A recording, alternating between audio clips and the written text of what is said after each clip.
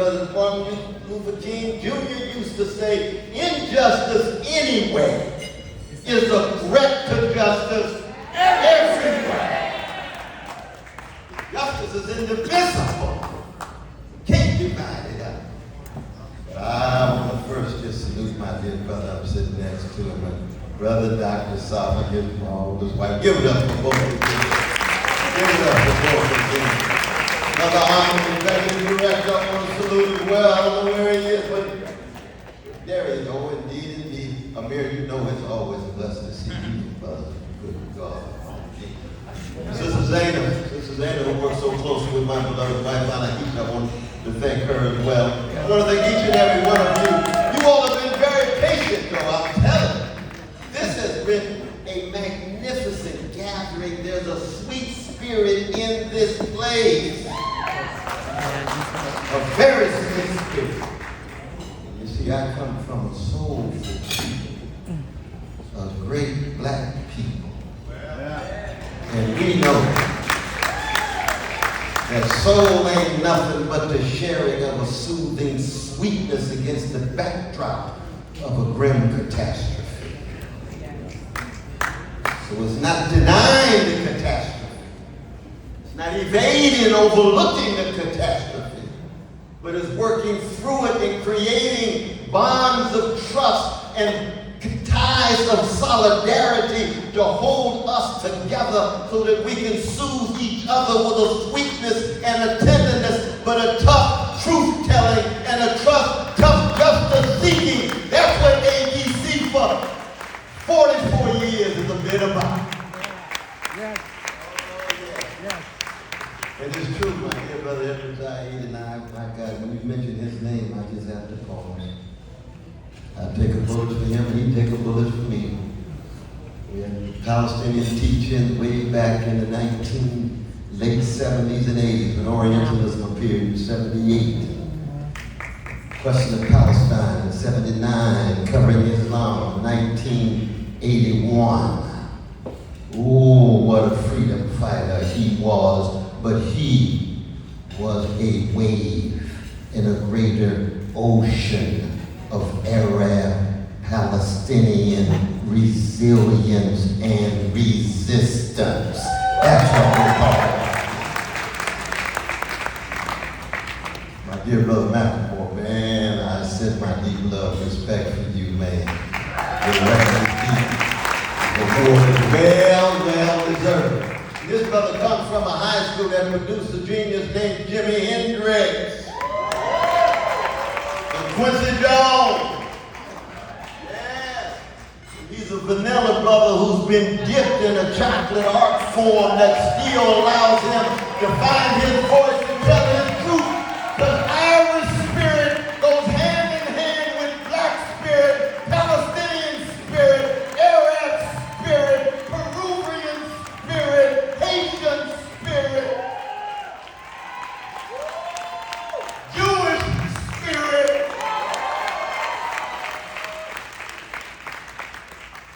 Immortal technique, we do. Yes. 2 blocks from each other in Harlem, USA.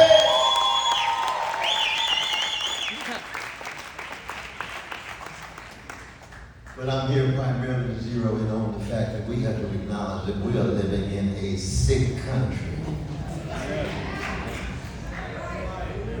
Martin Luther King Jr. died. 72% of Americans disapproved of him. 51% of black people disapproved of Martin when he died. He came out against what was going on in Vietnam, and he believed that a Vietnamese baby had the same value as an American baby, just like we believe that a precious Palestinian baby has exactly the same value as any baby in the world. 2006 to live in a country that denies genocide, that enables genocide, that denies apartheid and enables apartheid, that denies ethnic cleansing and enables ethnic cleansing, that is spiritually sick and morally obscene, and if we don't say something, the rest are going to shout out.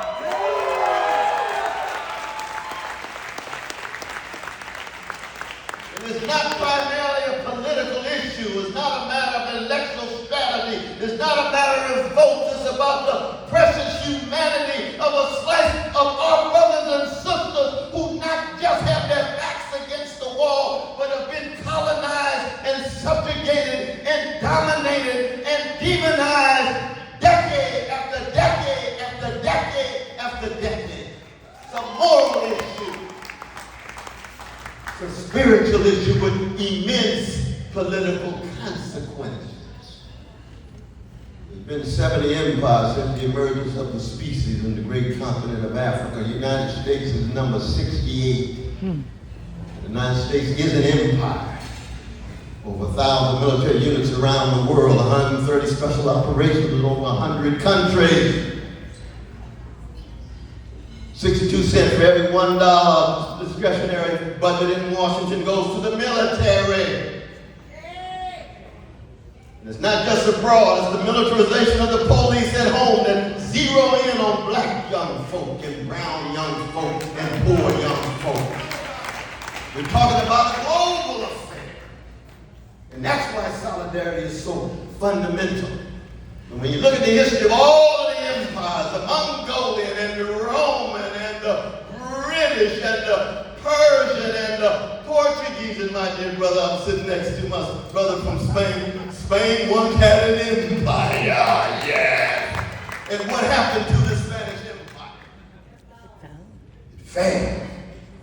We didn't need the pen of Edwin Gibbon to tell us about the decline and fall of the Roman Empire. We didn't need the text of Oswald Spengler to talk about the decline of the West. We didn't need the history telling of Toynbee to say every empire falls, and the distinctive features when they fall is military outreach, massive corruption of elites of whatever political parties still have access to wealth and power, a feeling of impotence and powerless among the citizens so that they're more likely to turn on each other and scapegoat the most vulnerable rather than confront the most powerful in the name of solidarity. Every empire we know will fall. The American empire is decaying. It is declining. Organized greed and weaponized hatred and routinized indifference to the vulnerable is pushing the empire off the cliff. And Gaza is not just a moral litmus test. It's the public face of the U.S. empire mediated with gangsters in Israel. That's what they are. And it's up to us to somehow remain our souls from this. Keep sharing our soothing sweetness, and then on the ground having solidarity by hitting the streets and go to jail and tell the truth and seek justice against the odds. Because history is unpredictable and incomplete and unfinished. And no matter how powerful any elite feel in the empire that they know is declining and decaying, there's always new possibilities. And I come to you as just a little small footnote of a great black people who for 400 years have been in the belly of the American imperial beast. 244 years of slavery, the average slave dying at 27 years old, and another 100 years of neo-slavery, of American terrorism, of Jim and Jane Crow for every 2.5 days for 50 years. Some black body swing from the southern breeze that Billie Holiday sang about, and the Jewish brother Maripol writing those powerful lyrics of strange fruit. Today we got Jim Crow Jr. still operating. 40% of black children and brown children living in poverty in the richest nation in the history of the world. Police brutalization, police murder taking place. And they think that all you can do is just put black faces in high places to hide and conceal that kind of unbelievable social misery.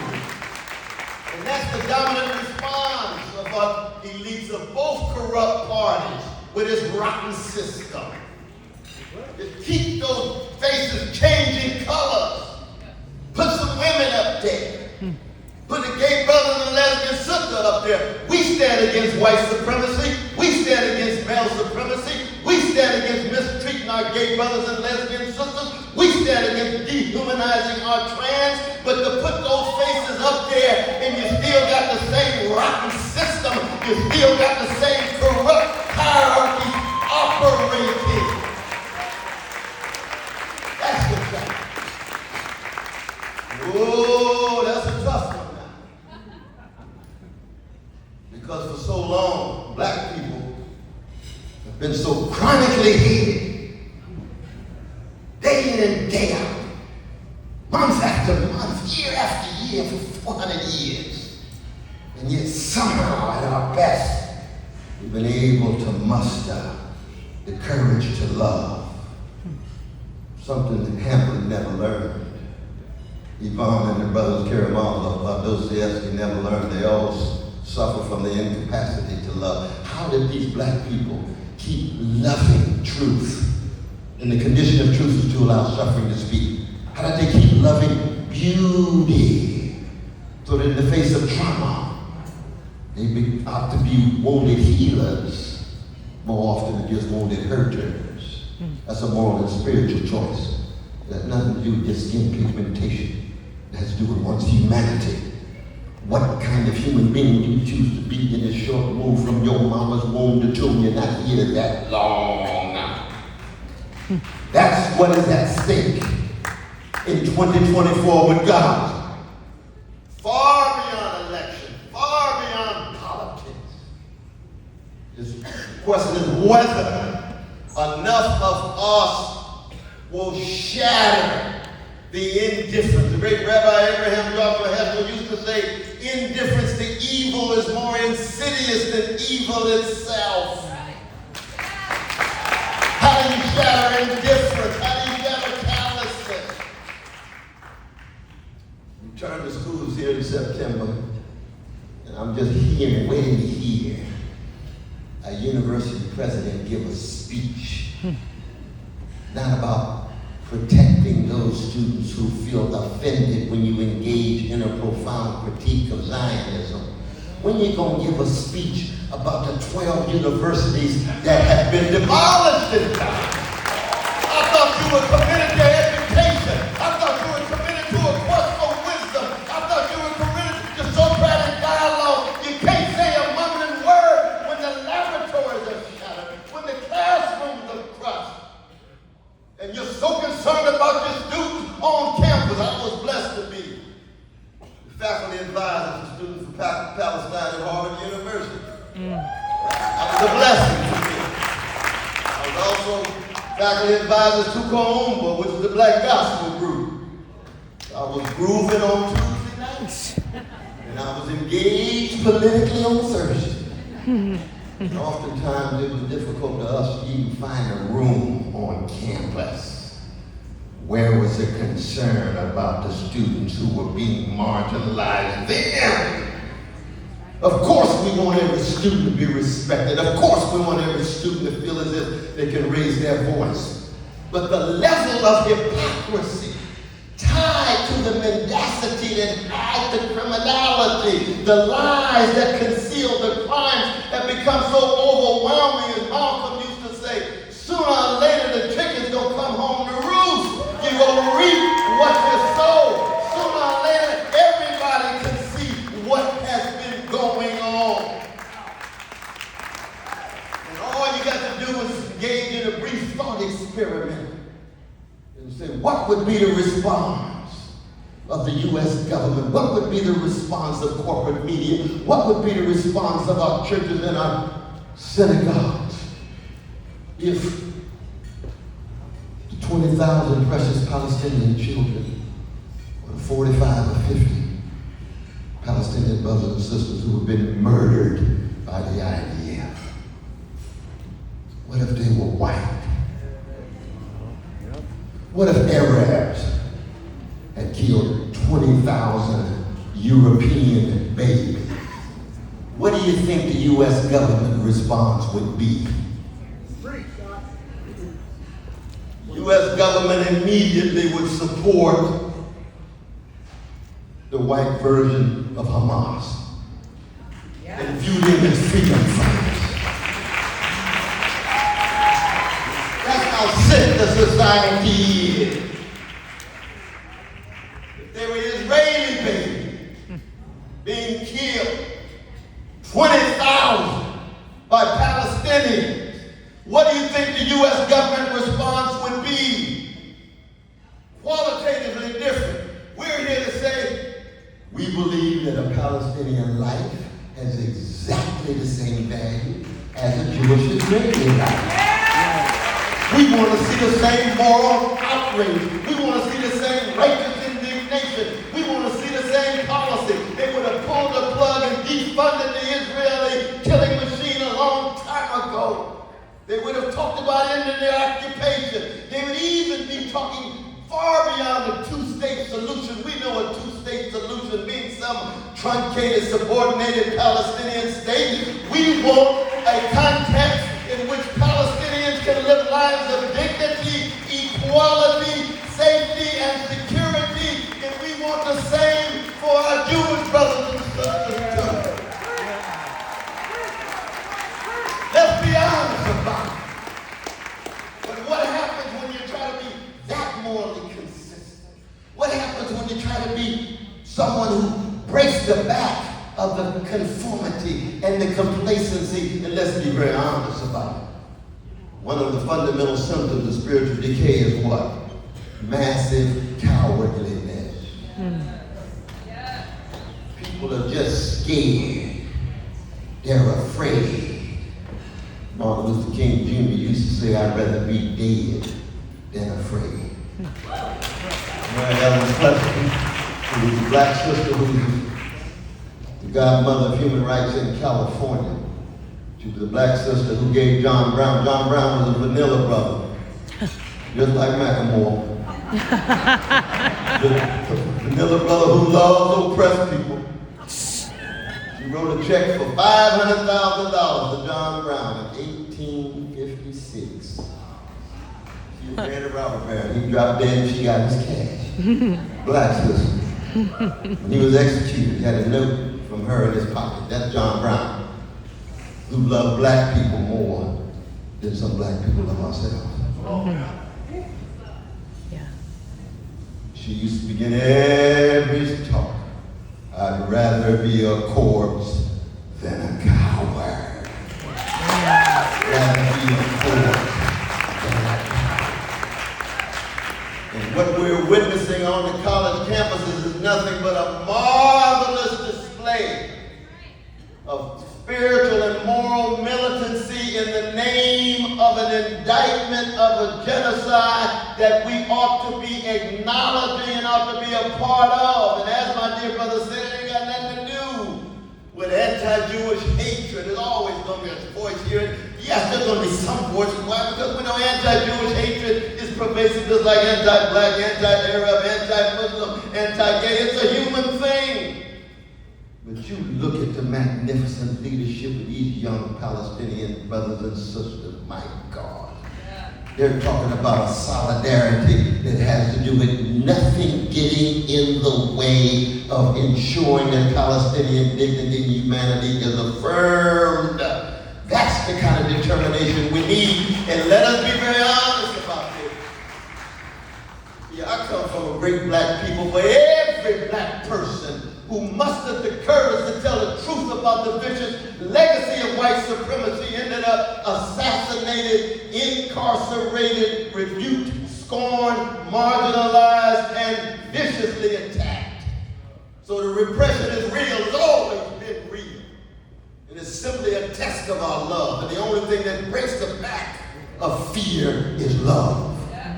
The only thing that breaks the back of cowardliness is a courage rooted in a deep and profound commitment to the people who are being subjugated. So yes, ADC, I salute you. I salute you. But I'll say this,